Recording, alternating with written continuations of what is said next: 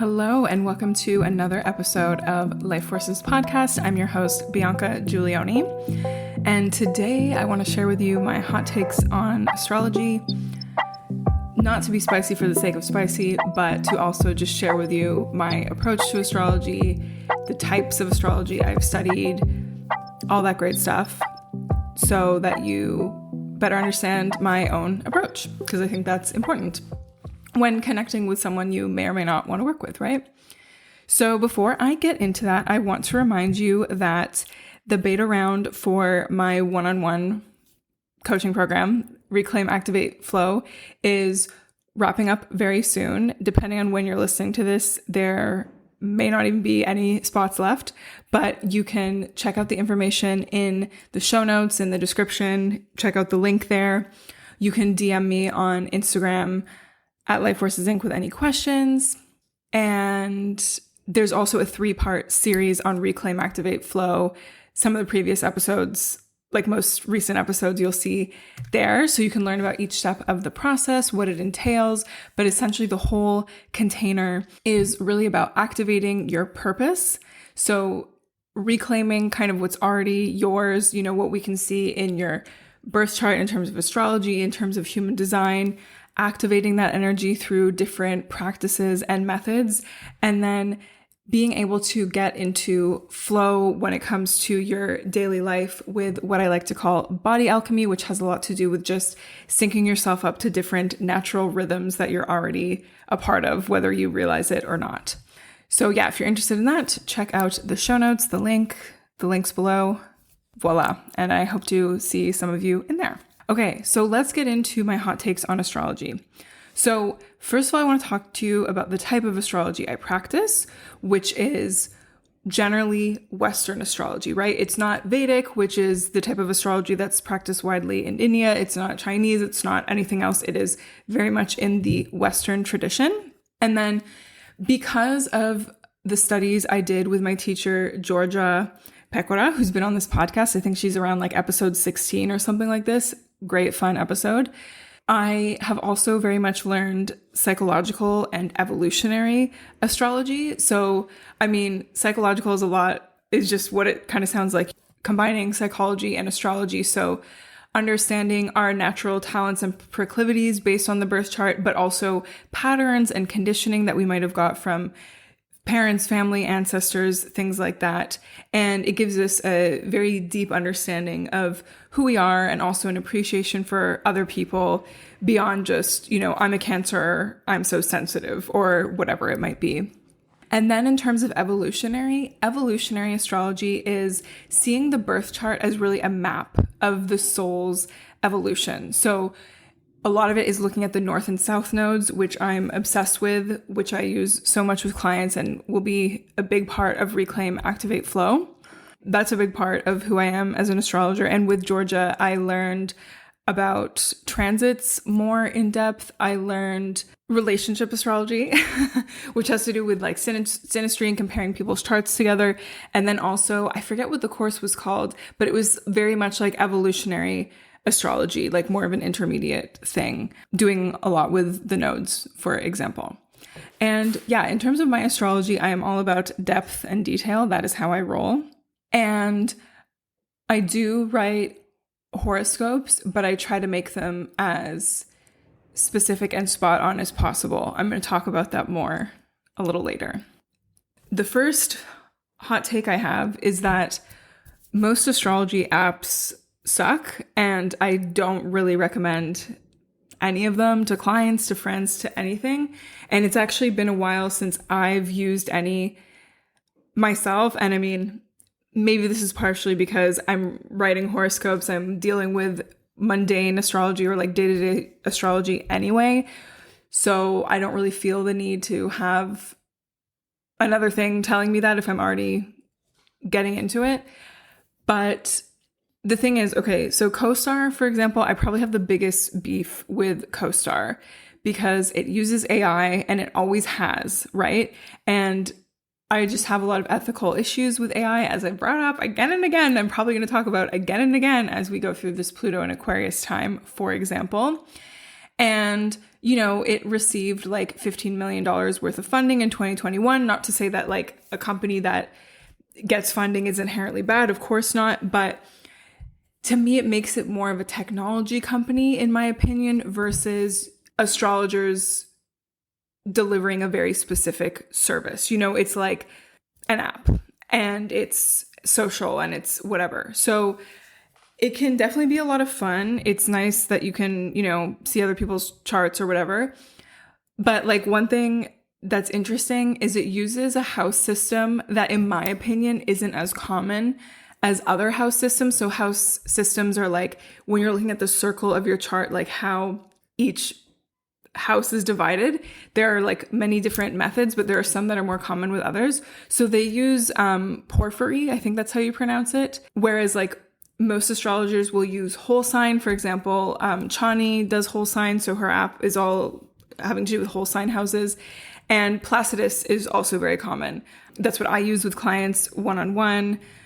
That's what my teacher uses. That's often like the standard when you're looking up your chart is Placidus. So like people get confused sometimes. They're like, oh, it says like my sun's in the 8th house, but then, you know, when I look it up for them, it's in the 9th house or something, right? Because the divisions are slightly different.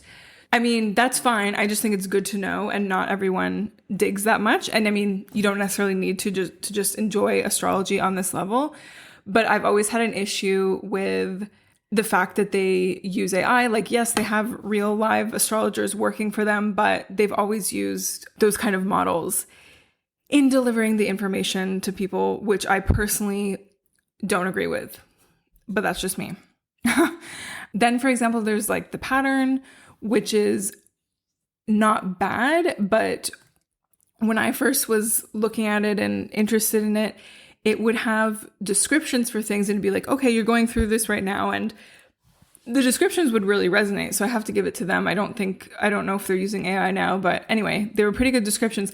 But the thing is, they wouldn't tell you why that was happening or how it was happening, right? They wouldn't tell you the transits. They wouldn't tell you, oh, this is because Neptune is squaring your moon or something like that, right? Which is what the kind of information an astrologer will give you. And to me is important. But of course, like sometimes people just want the information. They don't need to know why. Me as an astrologer, I want to know why. I want to understand, okay, you're telling me abundance is coming my way, but why? Like, I need to know the mechanics of that, right? And one app I did like back in the day, especially when I was first learning, was Astromatrix. I don't know if they've like changed the layout, but it looks like, I don't know, it was made in like 2007 or something, which is kind of charming and cute. But I just found that the descriptions were pretty good and you could save a lot of charts on it if you did the subscription. I think like the lifetime thing like wasn't even that expensive when I bought it. But Astromatrix is not bad, but still none of these apps replace consulting with an actual qualified astrologer with lots of experience, because of course a lot of it is knowing that like X plus Y equals Z, but a good astrologer will also have amazing intuition and also have great like counseling skills. So it's not just about telling you these things. It's about like, why does it matter? Let's put it in the context of your life right now. Let's put it in the context of your past, maybe your recent past, maybe when you were a kid, and maybe also in the context of what's coming up for you in the future. So yeah, these apps are fun and interesting, but they're not a replacement for consulting with an astrologer, and you're just not going to get the same level of personalization as depth as you would with an astrologer. So if you're truly wanting to understand your astrology, to know it deeply, I would work with an astrologer, not just like memorize everything you read on whatever app you're using. So another thing that's like tangentially related to astrology, like not necessarily, is these like portal days where it's like, you know, it's August 8th, 8/8, or like 4/4 or 5/5 or whatever. Or, you know, also with the year, and it's just this fancy number or whatever, like all the same digits repeating. I don't pay attention to those. I don't really care about those. I've never noticed anything particularly crazy happening on those days. So yeah, to me, like, that's not something to pay attention to. And also, especially when I'm reading social media posts, people are sharing about these things, the language that they're using to describe it is just so hyperbolic and over the top. On this day, like, everything's going to change. You know, it's this sun portal, especially for the Lionsgate portal on 8/8, because it's Leo season. It's like the sun portal, blah, blah, blah. Everything's going to change. Your life will never be the same. And I just don't agree with that. And also, to me, that is a red flag when people are speaking in these absolutes. Yeah, it just like kind of rubs me the wrong way. And some people are really into numerology. That's not something I've studied. So, you know, maybe there's things I'm not getting, but I do think in general, when people get really into a date just because of a number, sorry to the numerologists out there, but like, to me, it doesn't really resonate. But I also just don't like the really black and white way that people speak about all these things, if that makes sense.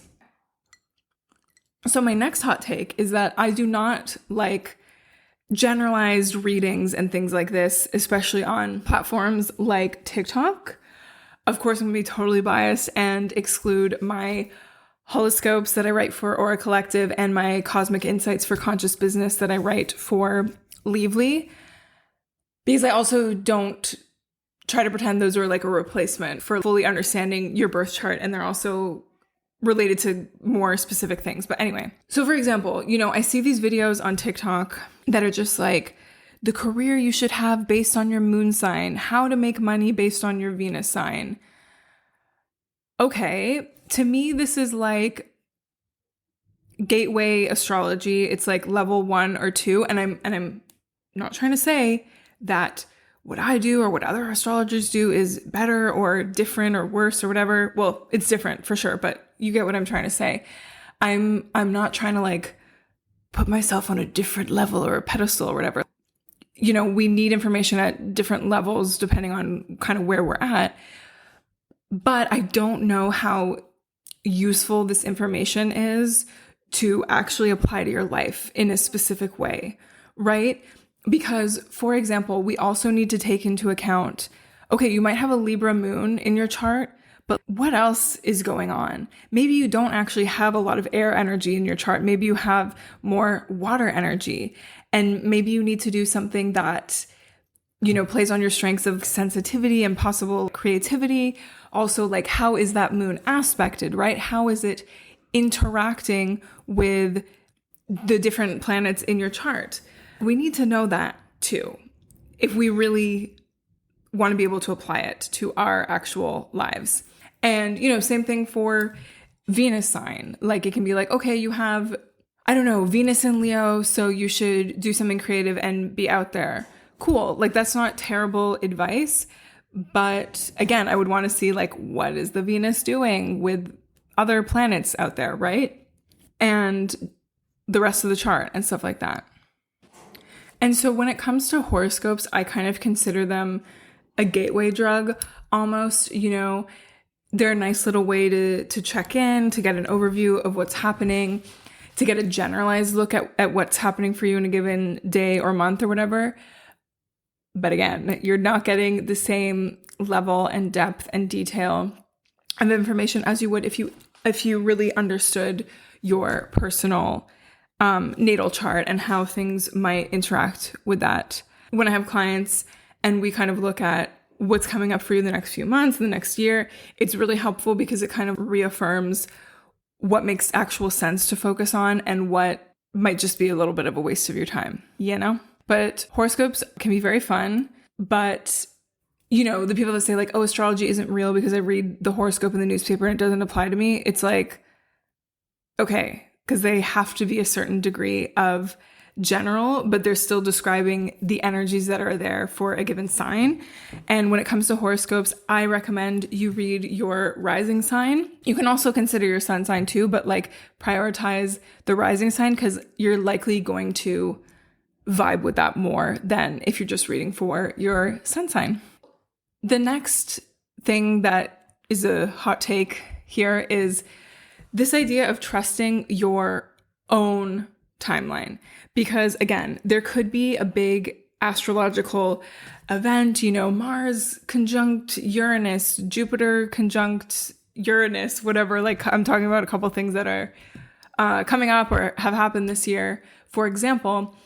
And the thing is, these are important, especially on a global scale. And usually with things like this, you can point to like specific events, global societal events that really correspond with these energies. But based on where it is hitting your chart, it might not personally have a big impact on you. And sometimes the way astrologers describe these events can sometimes be a little hyperbolic, right? Can sometimes be a little exaggerated, like this is your chance to do XYZ. But it's very possible that it might just feel like a regular day for you, and that's totally okay. And I also, I'm just thinking of the planet Saturn, which has so much to do with timing and being in integrity, and it's a more like long-term kind of energy. And I think it's so important that we remember the qualities of Saturn, because yes, a lot of times in life, things can happen very quickly or overnight, but probably more often than not, things are unfolding over time. So we need to trust the things that are unfolding over time and not worry about whether or not we've missed something. Like, oh, I didn't set intentions on the new moon, or I didn't do this on the full moon. It's okay. The great thing about life and the way that all this works is there will be another new moon next month, and hopefully you will be around for it, right? We never know. But yeah, so it's more important to understand your own personal transits and what's happening for you. For example, I had a client for the Jupiter-Uranus conjunction. It was like right on their north node. So that's obviously gonna very much impact them. For other people, it just might be in the middle of whatever house, and it's not aspecting anything else. And I also think it's very important to remember that we always have free will. We always, always, always have free will. This is like another hot take, because sometimes people can speak about astrology in a really absolute way. But the thing is, we have a choice. Or even if we're within certain parameters, we still have a choice within those parameters, whether we've made those up for ourselves or they actually exist. I could tell you that I think something is going to happen in a certain way based on the transits coming up for you, but it's up to you how you actually respond to those events coming up. So never forget that, right? Because I think sometimes people, like I've had friends that have gone to different astrologers who have been very much like, especially when they're talking about the South Node, which can have to do with past lives, but they're very like specific about their past lives, which is not the approach I personally like to take. But they're like, you were this kind of person in your past life. And it is often not a very flattering thing to be.